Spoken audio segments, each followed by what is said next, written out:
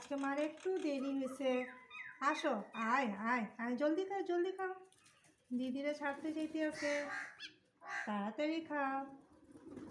মার আজকে দেরি হয়ে গেছে রুটি দিতে। খাও খাও, আয় আয় আয় আয় আয় আয়।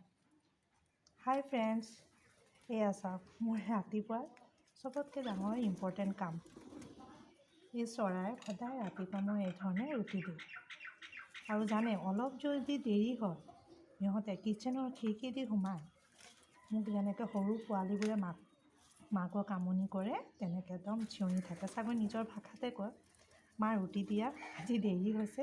সেই আজি দেৰিও হ'ল অলপ দেই।